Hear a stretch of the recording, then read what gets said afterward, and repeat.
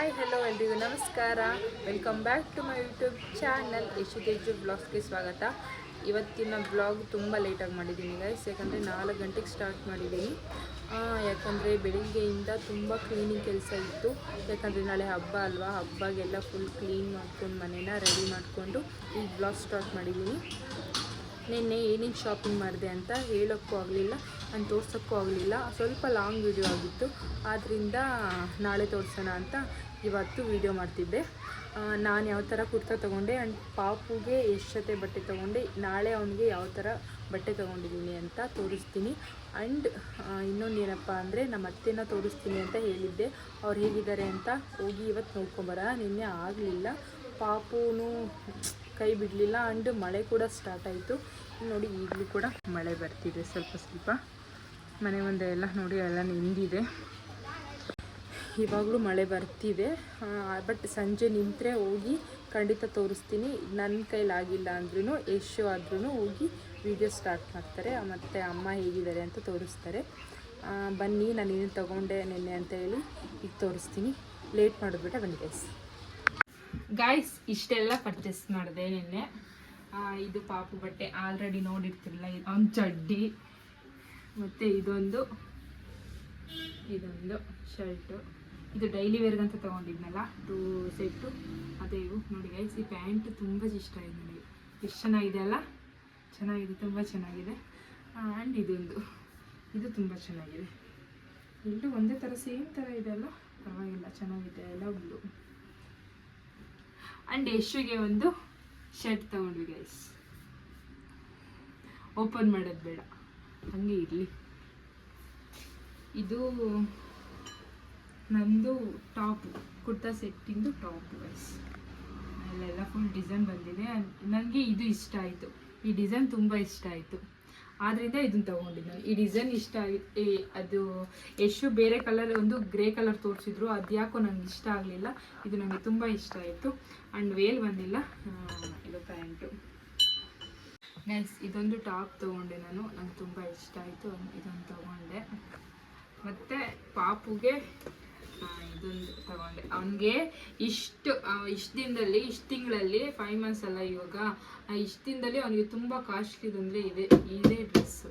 ಇಷ್ಟು ದಿನದಲ್ಲಿ ನೋಡಿ, ಬನ್ನಿ ತೋರಿಸೋಣ ಒಂದು ಬಟ್ಟೆ. ಅವ್ನಿಗಾಗುತ್ತೋ ಇಲ್ಲ ಅಂತ ನಾನು ನೋಡಿಲ್ಲ, ಯಾಕಂದರೆ ನೆನ್ನೆ ಮಂಗಳವಾರ ಇತ್ತು, ಮೈ ಮೇಲೆ ಹೊಸ ಬಟ್ಟೆ ಹಾಕ್ಬಾರ್ದು ಅಂತ ನೋಡಿಲ್ಲ. ಅವನ ಬಟ್ಟೆ ಇದು ಈ ಥರ ಇರುತ್ತೆ ಗೈಸ್. ನೋಡಿದ್ರೆ ಇವ್ನು ನೋಡಿದ್ರೆ ದೊಡ್ಡ ಹುಡುಗ ಥರ ಇದ್ದಾನೆ, ನಮ್ಮ ಮಗು ಇನ್ನಿಷ್ಟೇ ಇದ್ದಾನೆ. ಇದೆಲ್ಲ ಎಷ್ಟಿದೆ ಚಾಯ್ಸು. ಪಾಪುಗೆ ಇವ್ರಿ ಇದು ಪ್ಯಾಂಟ್ ತುಂಬ ಇಷ್ಟ ಆಯಿತು ಅಂತ ತಗೊಂಡಿದ್ದು. ನೋಡಿ, ಹಿಂದೆ ಎಲ್ಲ ಜೋಕ್ ಬಂದಿದೆ, ಮುಂದೆನೂ ಬಂದಿದೆ, ಅದರಲ್ಲೆಲ್ಲ ಯಶು ಕೊಡೋ ದುಡ್ಡನ್ನ ನಮ್ಮ ಪಾಪ ಇಟ್ಕೊತಾರೆ. ಆ್ಯಂಡ್ ಇದೊಂದು ಟೋಪಿ ಅಂತೆ ಗೈಸ್. ನೋಡಿ, ಟೋಪಿ ಎಲ್ಲ ಕೊಟ್ಬಿಟ್ಟಿದ್ದಾರೆ ಅವನಿಗೆ. ಟೋಪಿ ಕ್ಯೂಟಾಗಿದೆ ಇವಾಗ ಗೈಸ್, ಕ್ಯೂಟಾಗಿದೆ. ಮತ್ತು ನಾನೊಂದು ಬ್ಯಾಗ್ ತೊಗೊಂಡೆ. ನಾನು ಬ್ಯಾಗ್ ಬೇಕು, ಅಲ್ಲಿ ಒಂದು ಬ್ಯಾಗ್ ಕಿತ್ತಾಕ್ಬಿಟ್ಟು ಇದೊಂದು ತೊಗೊಂಡ್ಬಂದ್ಬಿಟ್ಟೆ. ಇದು ನನ್ನ ಬ್ಯಾಗಲ್ಲಿ ನಾನು ಕಾಸ್ಟ್ಲಿಯೆಸ್ಟ್ ಬ್ಯಾಗ್ ಸಿಗಿದೆ. ಎಷ್ಟಂದರೆ 600 ಗೈಸ್. 600 ಬ್ಯಾಗ್ ತೊಗೊಂಡಿರೋದು. ಒಂದು 4 ಜಿಪ್ ಬಂದಿದೆ. ಎಲ್ಲಾದ್ರೂ ಈಗ ಮನೆಯಲ್ಲಿ ದೇವಸ್ಥಾನಕ್ಕೆ ಎಲ್ಲಾದರೂ ಹೋದರೆ, ಇಲ್ಲ ನಮ್ಮ ಮನೆಗೆ ಹೋದರೆ ಪಾಪು ಬಟ್ಟೆ ಹಾಕ್ಕೋಬೇಕು ಅಂತ ನಾನು ಇದನ್ನು ತಗೊಂಡಿದ್ದು.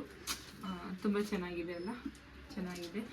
ಇದು ಕೂಡ ಎಷ್ಟಿರುತ್ತೆ ಚಾಯ್ಸು ಗೈಸ್. ನೋಡಿದ್ರಲ್ಲ, ಇಷ್ಟೇ ತೊಗೊಂಡಿದ್ದು, ಜಾಸ್ತಿ ಶಾಪಿಂಗ್ ಮಾಡಲಿಲ್ಲ. ಯಾಕಂದರೆ ಬಟ್ಟೆ ನನ್ನ ಹತ್ರ ತುಂಬ ಇರೋದ್ರಿಂದ ನಾನು ಜಾಸ್ತಿ ಶಾಪಿಂಗ್ ಮಾಡಲಿಲ್ಲ. ಪಾಪುಗೆ ಮುಂದೆ ದೊಡ್ಡವನಾಗ್ತಾ ತೊಗೊಳ್ಳೋಣ ಅಂತ ಸ್ವಲ್ಪ ತೊಗೊಂಡೆ. ಆ್ಯಂಡ್ ಈಗ ಯಶು ಅವ್ರದ್ದು ಡ್ರೈವಿಂಗ್ ಕ್ಲಾಸ್ ಇದೆ. ಬನ್ನಿ, ಅವ್ರು ಡ್ರೈವಿಂಗ್ ಹೇಗೆ ಮಾಡ್ತಾರೆ ಅಂತ ನಾನು ಇವತ್ತು ತೋರಿಸ್ತೀನಿ ನಿಮಗೆ ಗೈಸ್. ಹೋಮ್ ಮೋಟರ್ ಡ್ರೈವಿಂಗ್ ಸ್ಕೂಲಲ್ಲಿ ಯಶು ಅವರು ಡ್ರೈವಿಂಗ್ ಕಲಿತಿದೆ. ಹೊರಗಡೆ ಹೋಗೋಕ್ಕೆ ಸಿಟಿಲಿ ಸ್ವಲ್ಪ ಭಯ, ಅದಕ್ಕೆ ಲೈಸೆನ್ಸ್ ಮಾಡ್ಸೋಣ ಅಂತೇಳಿ ಕಲಿತಾ ಇದ್ದಾರೆ. ಇದೇ ಕಾರ್ ಗೈಸ್ ಅವ್ರು ಓಡಿಸೋದು. ಅಂದರೆ ನಾವು ಮುಂದೆ ಈಗ ಕಾರ್ ತಗೊಂತೀವ ಗೈಸ್, ನಿಮ್ಮ ಆಶೀರ್ವಾದ ಇದ್ರೆ ಕಾರ್ ತಗೊಳ್ಳೋಣ.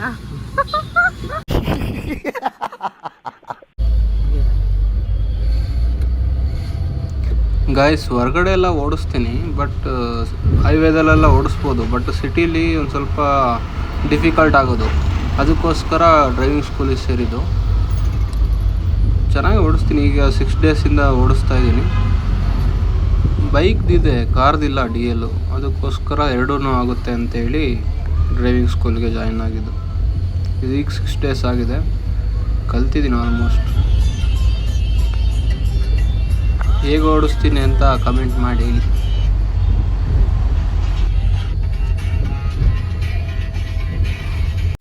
ಹೇಗಿತ್ತು ನಿನ್ನ ಡ್ರೈವಿಂಗ್ ಎಕ್ಸ್ಪೀರಿಯನ್ಸ್? ಸಕ್ಕತ್ತಾಗಿತ್ತು. ಈಗ ಒಂದು 6 ಡೇಸಿಂದ ಹೋಗ್ತಾ ಇದ್ದೀನಿ.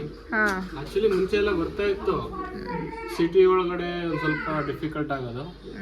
ಅದಕ್ಕೋಸ್ಕರ ಸುಮ್ಮನೆ DL ಇರಲಿಲ್ವಾ ಕಾರಿಂದು, ಬೈಕಿಂದೆಲ್ಲ ಇದೆ, ಕಾರಿಂದಿಲ್ವಾ, ಅದಕ್ಕೋಸ್ಕರ ಎರಡೂ ಆಗುತ್ತೆ ಅಂತೇಳಿ ಚೆನ್ನಾಗಿತ್ತು ಎಕ್ಸ್ಪೀರಿಯನ್ಸ್. ಹೌದು. ಕಾರ್ ಹೇಳ್ಕೊಡ್ತಿರೋ ಅಣ್ಣ ಕೂಡ ನಮಗೆ ಅಷ್ಟೇ.